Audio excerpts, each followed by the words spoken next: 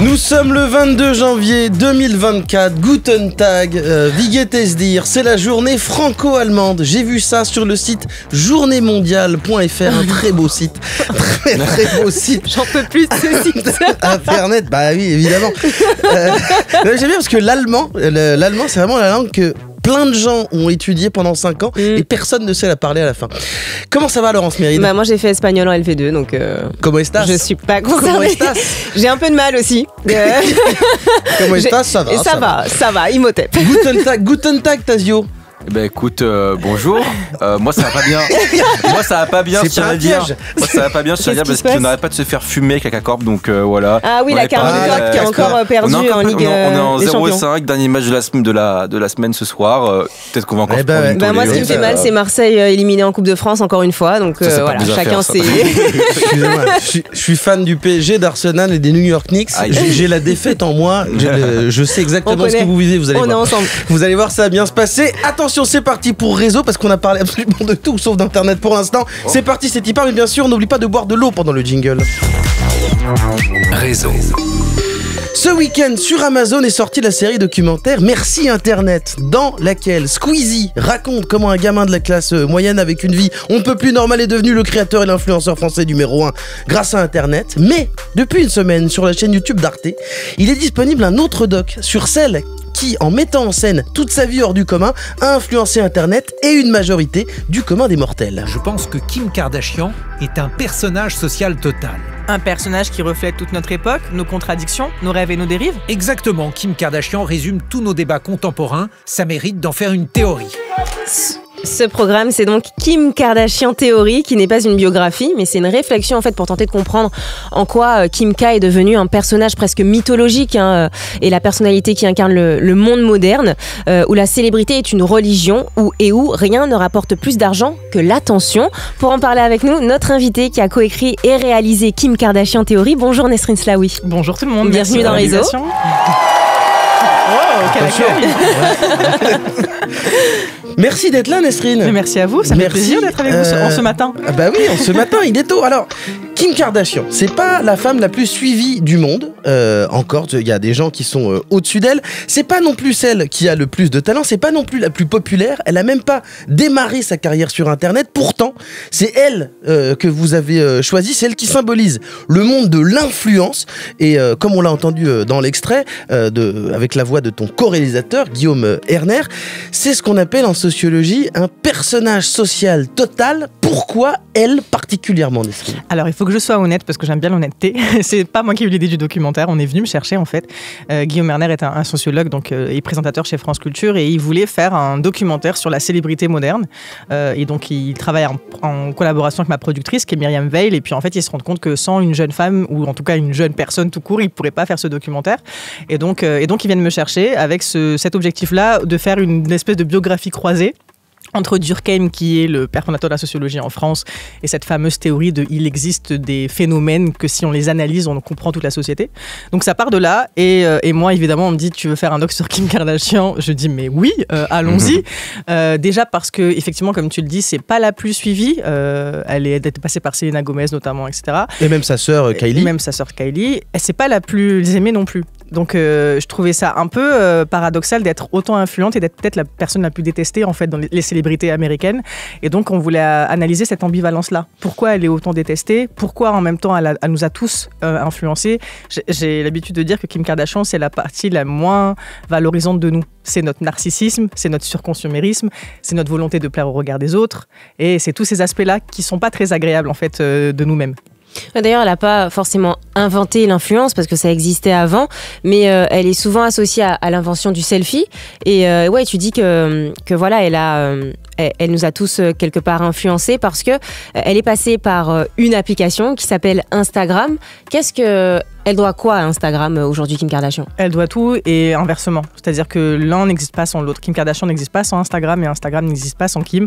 C'est très simple. En fait, on est remonté dans les archives jusqu'à 2013, même 2014, où on voyait que c'était la seule personnalité qui postait des photos d'elle en permanence. C'est vraiment des selfies, on les voit dans le documentaire. Alors que nous, à cette époque, on postait des cafés, des paysages, des photos de chiens, de chats, etc. Et donc, elle a très vite compris qu'il fallait, en tout cas, qu'elle utilise cette plateforme pour se mettre en avant. Donc, elle a participé en fait à ce développement-là, à cette mise en scène sur le réseau social. Et surtout, ça a été une des premières, moi je dis même la première, à faire des partenariats, donc à faire des placements de produits, les mêmes qu'on voit encore aujourd'hui pour des gummies, pour des trucs amincissants, pour des crèmes, etc. Et donc, elle a su très vite monétiser son image en parallèle de sa télé-réalité, parce qu'en fait, elle utilise les réseaux sociaux en parallèle de Keeping Up with the Kardashians. Donc, même polémique sur Twitter, photos sur Insta inédites, et tout ça, ça a fait le cocktail qu'on connaît aujourd'hui. Ouais, Nesrine, on dit que tout le monde a été influencé par Kim Kardashian, mais certaines personnes peuvent être vexées d'entendre ça, parce qu'ils n'ont pas forcément envie de se dire qu'ils ont été influencés par ce personnage-là. Donc, quelque part, on a été influencés malgré nous aussi. Totalement, on a été totalement influencés malgré nous, et c'est très difficile de le reconnaître en fait, parce qu'il y a des personnalités comme ça, même dans le monde du sport, dans tous les domaines en fait, qui nous ont influencés, peu importe qu'on regarde ou non. Par exemple, Michael Jordan, même ceux qui sont pas fans de basket ont été influencés d'une manière ou d'une autre par lui, parce que c'est tellement des phénomènes sociaux, ça irrigue tellement toute la société. Vous parlez de Squeezie aussi, c'est pareil. En fait, qu'on soit fan ou non de Squeezie, on a été influencé par lui parce qu'il fait partie de ceux qui ont utilisé la caméra face cam. Par exemple, les journalistes, on a été inspirés par Squeezie. Donc en fait, c'est des personnalités qu'on les connaisse vraiment ou pas, vu que leur façon de faire a irrigué tout leur milieu, ça nous a forcément atteint. C'est une comparaison, ça, que tu ferais justement, c'est-à-dire que c'est Serena Williams, c'est le tennis, c'est que voilà, ça fait partie des noms comme ça que tu disais. Si on parle de basket, on va forcément avoir le nom de Michael Jordan ou LeBron James ou Kobe Bryant. Kim Kardashian, c'est la Michael Jordan d'Instagram, de l'influence? En tout cas, oui, elle a cette influence-là, et surtout qu'elle a un côté très mode. Tu vois, c'est comme David Beckham, il n'a pas influencé que le foot. Finalement, il est devenu aussi une égérie mode. Il a influencé les jeunes hommes qui sont mis à faire les mêmes coupes de cheveux que lui, etc. C'est aussi cette culture de l'image. C'est aussi l'arrivée massive de l'image, la multiplication des médias télévisuels, mais aussi numériques, qui a fait qu'en fait, on s'est habitué à leur imaginaire-là. Donc, on a été tous influencés. Et d'ailleurs, une des influences peut-être, tu parles d'image, et dans l'image de Kim Kardashian, il y a peut-être, parce parfois certains disent qu'elle n'a pas inventé grand-chose, en effet. En revanche, il y a un truc qui est sa création à elle, à Kim K, c'est son corps. Petit extrait. Elle a réinventé la forme en sablier, mais un sablier parfait où elle a harmonisé tous ses creux et ses bosses. Ce qu'elle recherchait, c'est des formes féminines extrêmement exacerbées. Alors donc, elle s'est possiblement fait agrandir le regard. Ça va redresser aussi la queue du sourcil, donner un regard très enjôleur, ce qu'on appelle le fox eyes ou le cat eyes. Ensuite, elle s'est fait rétrécir et raccourcir le nez, injecter les pommettes pour qu'elles soient plus hautes, plus saillantes.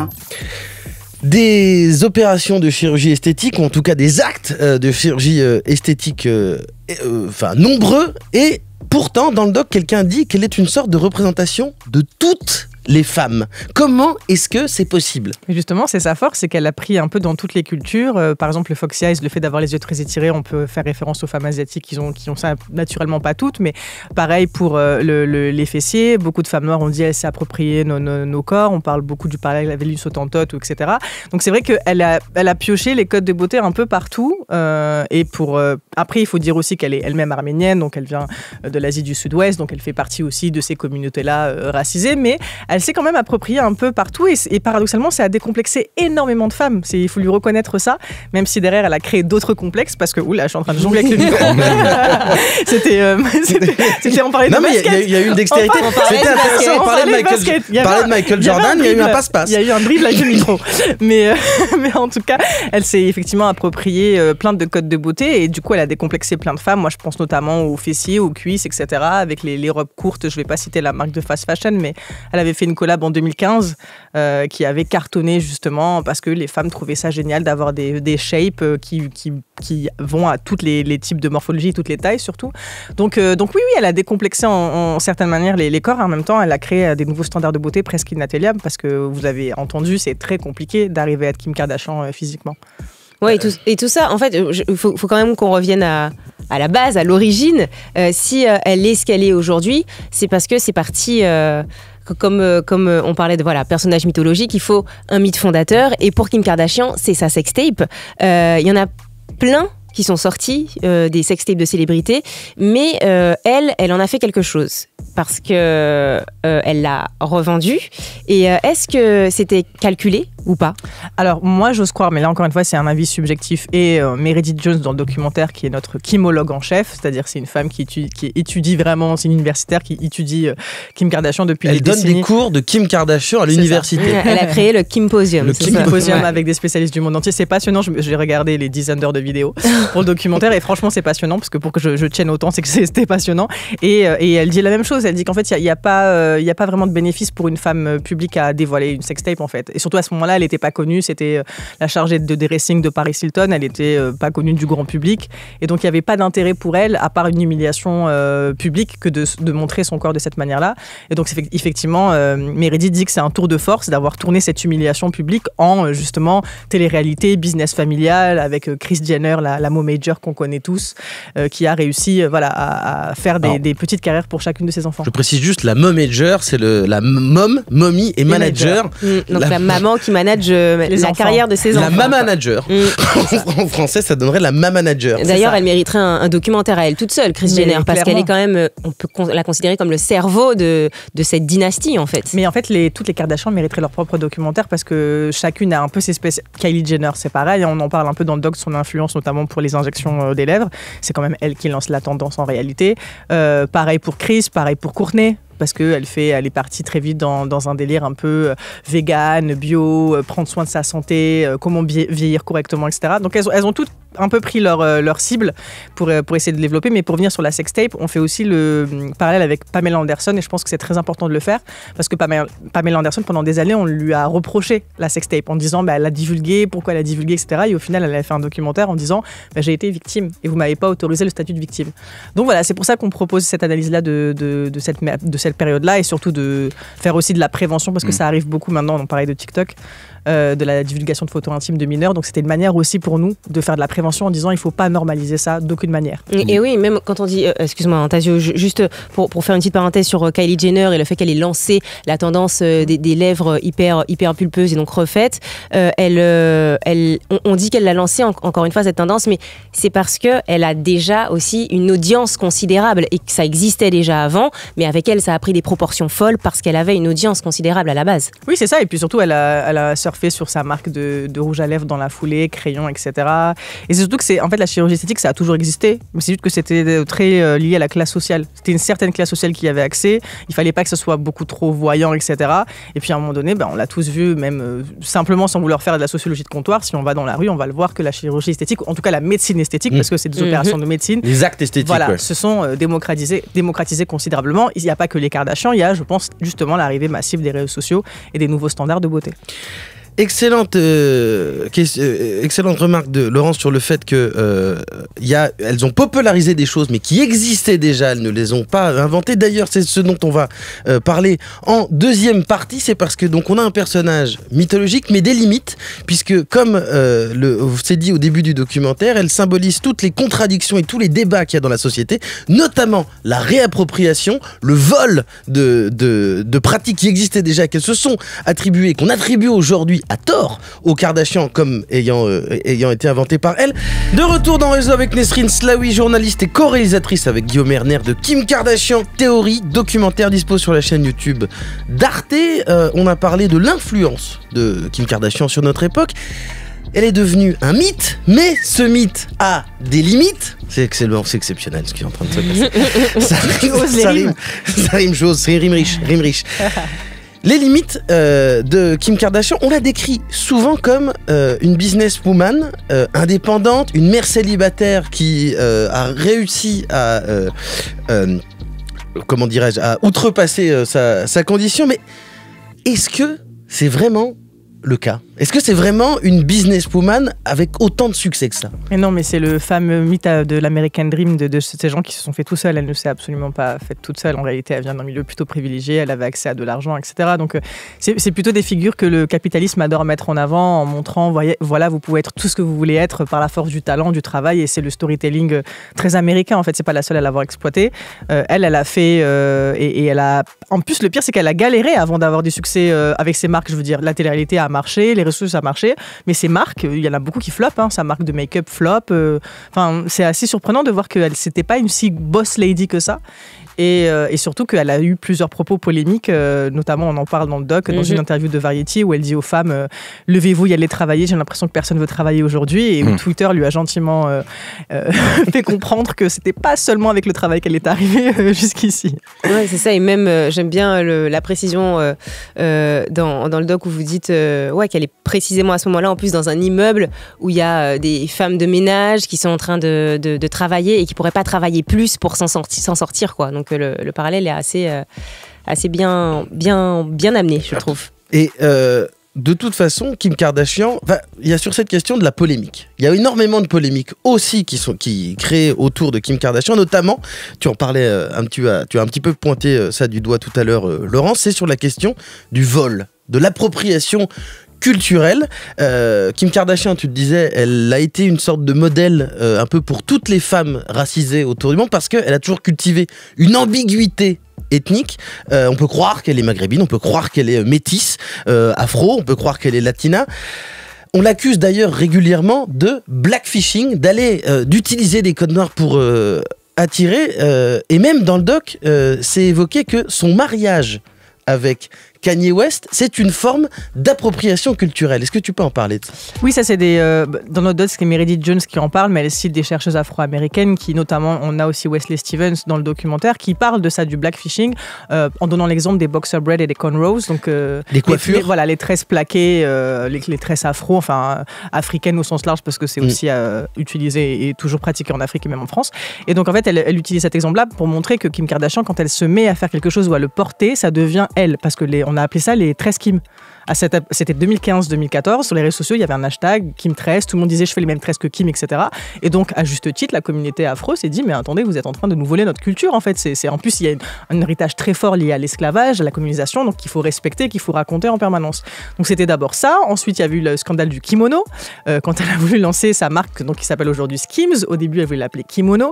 Ça a créé un scandale en Asie parce qu'en fait, ils se sont dit mais attendez, vous récupérez un vêtement traditionnel chez nous pour en faire des sous-vêtements. Et en fait, c'est comme si elle ne se rendait pas compte de l'impact qu'elle avait, de l'impact d'effacer l'histoire. C'est-à-dire que tout peut devenir Kim, en fait. Et elle peut effacer, avec ses 363 millions de followers, elle peut effacer des siècles et des siècles d'histoire.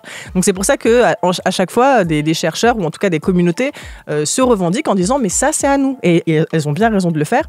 Après, pour les maghrébines, c'est un peu plus compliqué parce que, comme je l'ai dit, Kim Kardashian, elle est arménienne. Et on parle alors je vais vous éviter la grosse thèse de Decolonial Studies, mais en gros, on parle de la région Swana, South-West Asia and North Africa. Donc en fait, l'Arménie et le Maghreb sont des communautés similaires, entre guillemets, en termes d'oppression et de vécu. Donc c'est pour ça qu'il y a un amalgame, souvent en France, entre Kim Kardashian, elle ressemble quand même pas mal à une maghrébine. Donc les maghrébines ressemblent beaucoup à Kim Kardashian. Et ça, c'est un amalgame parce qu'en France, on a très peu conscience des histoires ethniques et des différentes communautés. On ne fait pas la différence entre les Amazirs et les Arméniens, par exemple.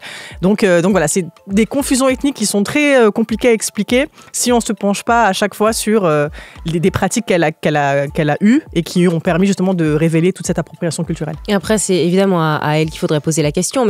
Mais tu disais à l'instant, oui, on n'est pas sûr qu'elle se rende compte de la portée que ça a quand elle récupère, quand elle s'approprie, quand elle emprunte, quand elle vole des choses alors qu'elle a une audience de fou et que du coup elle peut carrément supprimer l'histoire derrière le kimono, derrière la robe de Marilyn Monroe, typiquement Met Gala. Et on se dit, c'est quand même systématique chez elle, c'est quand même problématique si elle s'en rend pas compte. Même la marque de Kylie Jenner, là on part sur autre chose que de l'appropriation culturelle, c'est plutôt du plagiat. Elle a été accusée de plagiat, la marque de vêtements en cuir. La marque de Kim Kardashian aussi, je sais qu'il y a une histoire de plagiat. C'est difficile de se dire qu'elle s'en rend pas compte quand on voit que c'est...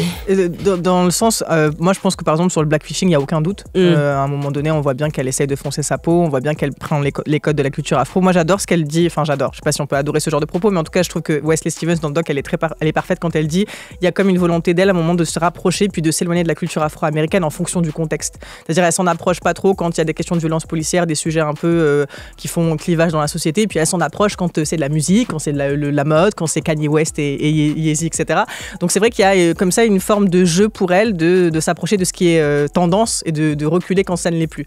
Donc forcément, moi, faut pas être naïve et dire elle se rend pas compte, mais je pense qu'il y a des fois où elle utilise des termes, où elle utilise des pratiques sans comprendre en fait qu'elle efface l'histoire parce qu'elle s'y intéresse pas. Je pense que des fois, elle s'intéresse, par exemple, les tresses africaines, je pense qu'elle s'est totalement pas intéressée à cette histoire-là, tu vois. Et elle a même totalement rejeté la polémique. Ça, je trouve que par exemple, c'est problématique. C'est que les polémiques, elle arrive très bien à gérer quand c'est des polémiques sexistes, où elle arrive à tourner ça, où elle remet son corps en valeur. Il y avait une photo avec Emrata où elle faisait un fuck parce qu'on les traitait, voilà, on faisait du slut shaming, on les traitait de prostituées, voilà, sur les réseaux sociaux. Et donc il y a des fois où elle arrive à tourner les choses à son avantage et c'est plutôt intelligent. Puis il y a des fois où c'est juste du déni. Et c'est ça, elle élude. Voilà, elle élude la problématique et elle ne s'excuse pas. Elle s'est très peu excusée dans sa carrière. Moi, j'ai pas de souvenir où Kim Kardashian s'est excusée. Et c'est ça parce qu'il y a aussi quelque chose, elle s'excuse pas parce que quelque part, elle est intouchable et les gens auront beau dire oui, elle m'a plagié ou bien elle s'approprie. En fait, leur parole est tellement invisible par rapport à la sienne qu'elle n'a même pas à s'expliquer. Et je pense qu'à ce stade de notoriété, pour avoir regardé quelques épisodes de la nouvelle saison de The Kardashians, elle parle justement du cyberharcèlement sur les réseaux sociaux. Je pense qu'à ce stade de notoriété, elle se protège tellement de tout ce qu'il y a sur les réseaux sociaux qu'elle met toute la critique dans le même sac. C'est-à-dire qu'elles font pas la différence entre une critique qui est une critique liée à une communauté, à une appartenance et qui est légitime, à une critique par exemple qui est sexiste, parce qu'en fait elle se prend aussi tellement de sexisme que je pense qu'à ce stade de notoriété, elle peut pas faire autre chose qu'être dans le déni total. Alors je ne l'excuse pas, c'est pas ce que je dis. Je dis juste que si on essaie de se mettre à sa position, on voit que justement il y a un peu cette volonté de faire comme si les gens et leurs remarques ne comptaient pas, parce que justement sinon ça remettrait en cause tout ce qu'elle a créé et tout son système en fait. Et est-ce qu'il se construit en opposition à Kim K des personnes qui essayent d'être un contre-pouvoir à cette culture qu'elle incarne aujourd'hui et qu'elle impose, ouais. Je pense que c'est un peu toute la génération d'influenceurs engagés qui est en train de naître en France et avec TikTok aussi. C'est vrai dans le journal justement il y avait le fait qu'il y a beaucoup de contenu sexiste, mais je pense qu'il y a aussi beaucoup de contenus qui sont informatifs, engagés. Et la youtubeuse Sally en parle aussi dans le doc. Enfin, c'est une vidéo YouTube qu'elle avait postée en disant on part quand même vers la fin des influenceurs qui sont juste là pour être beaux et belles et poster des photos d'eux un peu mode. Le fake, ça paie plus. Voilà. Ouais. Donc maintenant, les gens sont en quête de fond. Et je pense qu'en fait, le contre-produit Kim Kardashian, c'est justement la multiplication d'influenceurs avec des propos politiques, analytiques, engagés et qui même, du coup, s'en prennent à elle et son modèle. Je vous invite, alors c'est pas très fair-play pour mon doc, mais je vous invite à regarder tout ce qui existe en termes de vidéos YouTube fait par des influenceurs sur Kim Kardashian. C'est assez intéressant et même par des femmes noires en France qui, je parle de Sally, il y a Derek Chia aussi, qui en font des super bonnes analyses justement sur leur propre métier parce qu'elles sont elles-mêmes influenceuses. Alors justement, on parle elle-même, Kim Kardashian se met à faire moins d'influence comme elle le faisait et à s'intéresser comme elle le fait pour les autres tendances, à suivre les tendances et donc à avoir des propos plus engagés. C'est quoi la suite? C'est la présidence pour elle? Avec Guillaume, on aime bien penser qu'elle va se présenter aux élections présidentielles. Alors peut-être pas là parce qu'elles arrivent beaucoup trop vite. La propagande. Mais non, c'est même pas la propagande parce que c'est simplement le parallèle avec Donald Trump en fait. Donald Trump vient de la télé-réalité, personne ne le voyait là. C'est un mec riche et célèbre, un peu polémique et ça fonctionne. Pour revenir sur son engagement, Guillaume Erner le dit mieux que moi parce que lui c'est vraiment un spécialiste de la notoriété à l'ancienne, si j'ai envie de dire. Et il disait qu'aux États-Unis c'est très difficile d'être connu sans être engagé. Parce qu'à un moment donné, il faut justifier son stade de notoriété par un engagement. Angelina Jolie, ça a été très vite l'UNICEF. Vous voyez, il y a toujours eu un engagement. C'est un schéma classique un peu. Voilà, c'est un schéma classique. The Rock. Toujours. Aujourd'hui. Ouais, toujours. Mais il y a toujours un engagement qui doit venir pour justement montrer au public qu'elles sont humaines, qu'elles sont accessibles, etc. Mais moi, je pense qu'elle va y aller Enfin, je vois pas pourquoi elle n'irait pas, parce que son propos est politique. Elle est engagée pour l'Arménie depuis longtemps. Enfin, je vois pas ce qui lui empêcherait dans le contexte américain. Vraiment, tout est possible, quoi. Moi, je pense que quand on verra la primaire démocrate en 2028, The Rock versus Kim Kardashian, faudra pas dire bip. On va bien voir flou. On verra ce qui se passe quand elle validera ses années de droit et qu'elle sera avocate parce que peut-être qu'elle ira d'abord au Sénat. Peut-être qu'elle va devenir sénatrice, je pense. Peut-être qu'elle va d'abord essayer ça avant de faire le prochain step. Il y aura un nouveau document. Non, ou alors on aura juste raison. Parce que nous, on a posé l'hypothèse. Exactement. On a pris le risque. Exactement, on a posé l'hypothèse. On va voir. L'hypothèse à la fin. Eh bien, justement, à la fin de cette émission, nous, on pose pas d'hypothèse. C'est Tazio qui pose des questions. Il a repéré des contenus en sous-marin sur les réseaux. C'est le radar de Tazio. Guérin, Laurence et Tazio. Alors, premier sujet, je vais demander à Laurence de nous parler d'un article de Siècle Digital sur le projet de loi sur la régulation numérique en France. Depuis, son parcours dans les instances patine, notamment à cause de la Commission européenne. Cette loi remettrait en cause le sacro-saint principe du pseudo-anonymat sur Internet via une mesure, l'instauration d'un contrôle d'âge pour accéder à des contenus réservés aux adultes comme de la pornographie. Alors, il y a quelques temps, tu avais parlé de l'arabe phishing, pratiqué notamment par la star de télé-réalité Mila Jasmine, cette pratique qui consiste à se faire passer pour une personne arabe pour en tirer du profit. Ça se passe aussi sur Internet, mine de rien, notamment dans les sphères militantes où des personnes se font passer pour des arabes pour décrédibiliser les causes qui sont portées par ces personnes. Toi, quel est ton avis en fait sur la fin de l'anonymat sur Internet et précisément ton regard journalistique sur le sujet, les implications que ça aura pour ton métier? Je pense qu'il le faut. Je pense qu'il faut vraiment mettre fin à l'anonymat sur Internet puisque je me suis aussi intéressé au cyberharcèlement des mineurs et notamment quand ça cause des suicides ou des meurtres.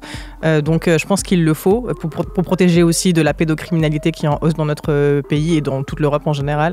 C'est un espace qui est beaucoup trop libre Internet, c'est-à-dire dans le sens où il n'y a pas de règles, il n'y a pas de contraintes. Et je pense que ça va aussi limiter la haine parce que c'était un espace cool de base. Internet, quand on arrive avec MSN, c'était pour rigoler, chatter. Voilà, pareil pour les blogs, on s'est juste éclaté, c'était des montages un peu nuls, des citations, etc. Et je pense qu'il faut que ça redevienne comme ça pour les adolescents surtout parce que, je sais pas si vous avez déjà regardé les commentaires sur TikTok, mais quand on a 14 ans et qu'on se prend ces rafales-là, je sais pas comment on fait. Donc moi je suis pour la fin de l'anonymat sur Internet. Très bien. Deuxième extrait. Ouais. Second extrait du coup d'une interview de ce journaliste Samuel Etienne au micro de Zach Nani au sujet de ses interviews politiques sur Twitch qui avaient été très mal reçues par la communauté Internet. Twitch est peut-être pas l'endroit idéal pour recevoir des politiques. C'est un endroit super pour parler de politique. C'est pas la même chose. D'accord. Moi, tous les jours, je parle de politique sur Twitch. Mais aujourd'hui, je pense pas que la meilleure façon de réconcilier les Français avec la politique, ce soit de le faire avec les politiques. Alors, tu avais réalisé une interview aussi de Emmanuel Macron via Bouscapé, pour Bouscapé, qui avait reçu un peu un traitement similaire à ce que décrit Samuel Etienne aujourd'hui. Il avait tenté d'inviter des politiques sur Twitch et ça a été très mal reçu. Est-ce que parler de politique partout, c'est possible? Et surtout, comment toi tu as perçu les réactions des communautés sur cette question? Je pense qu'en fait, on ne nous a pas vus comme journalistes. On nous a enlevé le droit à cœur chez moi d'être journaliste. Ce jour-là, on nous a vus comme une femme arabe et un homme noir. Donc du coup, on n'avait pas le droit d'interviewer un président. C'est ce qui s'est passé en fait. Et on a été jugés avant que l'interview sorte parce qu'on nous a dit « Oh là là, ils vont parler de Jul, ils vont parler de rap, ils vont jamais parler d'islamophobie, ils vont jamais parler de violence policière ». La vidéo est sortie, on a parlé de tous ces sujets et là, c'est un petit peu redescendu dans le grade, mais moi, pour la petite anecdote, je reçois encore la photo de l'interview. J'avoue, on est ridicule, on dirait qu'on va tirer un coup franc. Franchement, ces blagues-là, je les ai prises, j'ai rigolé moi aussi. Ça se voit, on est guindé, il n'y a pas de problème là-dessus. Mais je reçois cette photo parce que c'est la blague qui circule encore. Et je reçois souvent la photo avec le hashtag ni oubli ni pardon. Et moi, je dis mais j'ai pas besoin de me faire ni pardonner ni oublier. Enfin, j'ai fait mon travail de journaliste, j'ai fait une école. En plus, le pire, c'est que moi, je suis spécialiste de politique. Je viens d'une formation politique, en fait. Donc, j'ai juste fait mon taf. Donc, je comprends que ça dérange parce que c'était pour un média rap. C'était pas attendu, mais moi, j'ai trouvé que c'était... j'ai l'impression qu'on a quand même été assez à la hauteur de l'enjeu. Après, on peut évidemment nous faire des retours bienveillants, etc. Il y a toujours des critiques. Voilà, mais bienveillants. Est-ce que, et ça, on va reboucler pour finir, est-ce qu'il n'y a pas aussi, et ça, c'est un des trucs qui est incarné par Kim Kardashian, par cette espèce d'omnipotence et d'omniprésence de l'influence, le fait qu'aujourd'hui, à travers cette interview, t'étais pas vu uniquement comme eux, mais aussi comme juste, vous étiez deux influenceurs qui venaient vendre la soupe du président. Est-ce que sans qu'on ait même regardé, est-ce que c'est pas ça? Mais c'est ça le pire parce qu'en fait, et c'est Ahmad qui a été hyper... Ahmad, le fondateur de Bouscapé, qui est venu me chercher pour l'interview, on a joué l'authenticité à max. C'est-à-dire que Ahmad dit, on a été contacté par les équipes de campagne pour faire une interview de Macron. Pour être vraiment honnête avec vous, ils pensaient qu'on ferait une interview rap. Jusqu'au moment où on est dans la salle de campagne, on attend l'arrivée d'Emmanuel Macron, on est tous ensemble, l'équipe de Macron nous dit, vous allez faire une interview Booba vs Caris? Ouh là là. Voilà. et vous pouvez voir la vidéo YouTube en ligne, elle est de leur côté, hein. Vous le voyez, qu'ils regrettent d'avoir fait l'interview. Donc bref, en gros ça se passe comme ça. Nous on se dit ils vont pas du tout ils s'attendent pas du tout à nos questions. Et donc effectivement, Ahmad a l'intelligence de dire c'est une interview demandée par l'équipe de campagne. Mais juste je précise ça.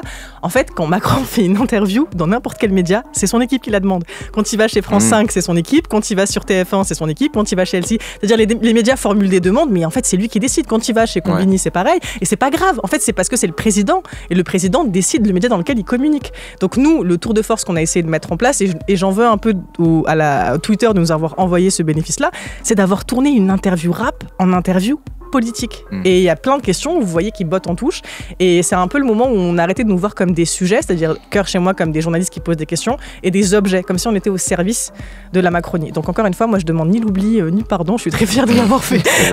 Je suis en train d'imaginer tous les conseillers en com de Macron qui pendant 2 jours ont écouté Jul en disant apprends à faire le signe, apprends à faire le signe. C'est incroyable. Merci beaucoup Nesrine.